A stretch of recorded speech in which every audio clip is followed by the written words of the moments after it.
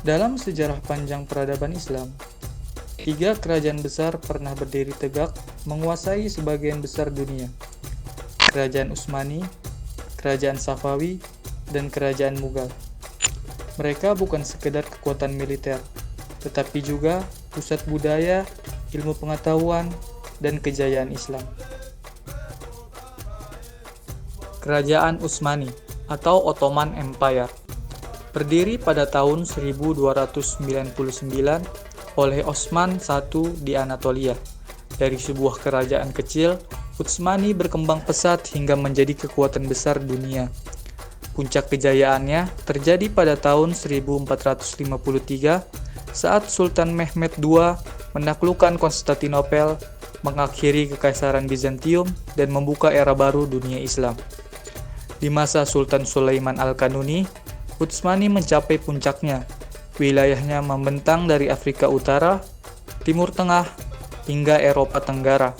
Mereka dikenal dengan sistem hukum kanun, kesenian Islami, dan toleransi beragamanya yang tinggi. Namun, memasuki abad ke-18, Utsmani mulai melemah akibat konflik internal, korupsi, dan tekanan kolonial dari Barat. Hingga akhirnya, pada tahun 1924, Kekhalifahan Utsmani resmi dibubarkan oleh Mustafa Kemal Atatürk. Di sisi timur, muncul Kerajaan Safawi yang didirikan oleh Syekh Ismail I pada tahun 1501 di Persia. Berbeda dari Utsmani dan Mughal, Safawi menjadikan mazhab Syiah sebagai agama resmi negara. Safawi berhasil menyatukan wilayah Iran dan menjadikannya pusat budaya dan seni Islam Syiah.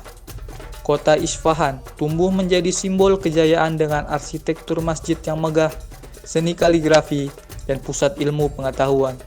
Namun, Safawi terus-menerus menghadapi konflik dengan Utsmani dan pemberontakan internal. Setelah melemah karena invasi Afghanistan dan perebutan kekuasaan, Safawi resmi runtuh pada awal abad ke-18. Di anak benua India, muncul kerajaan Mughal yang didirikan oleh Babur pada tahun 1526 setelah kemenangan dalam pertempuran Panipat. Babur adalah keturunan dari Genghis Khan dan Timur Leng. Di masa Akbar Agung, kerajaan Mughal mencapai masa keemasan mereka. Dikenal karena toleransi antar agama, pemerintahan yang efektif, dan dukungan terhadap seni dan budaya. Masa Shah dikenal dengan pembangunan Taj Mahal, simbol cinta abadi dan puncak arsitektur Islam di India. Namun, setelah pemerintahan Aurangzeb, kerajaan ini mulai melemah. Konflik internal, tekanan kolonial Inggris, dan krisis ekonomi membuat Mughal kehilangan kekuatannya. Hingga pada tahun 1857, Inggris secara resmi membubarkan Kekaisaran Mughal. Walau telah runtuh secara politik, warisan Kerajaan Utsmani, Kerajaan Safawi, dan Kerajaan Mughal tetap hidup dalam seni, hukum, dan peradaban Islam modern.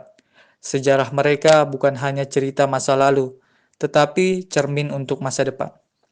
Ibnu Khaldun pernah berkata, "Barang siapa tidak mengambil pelajaran dari sejarah, maka ia akan mengulanginya."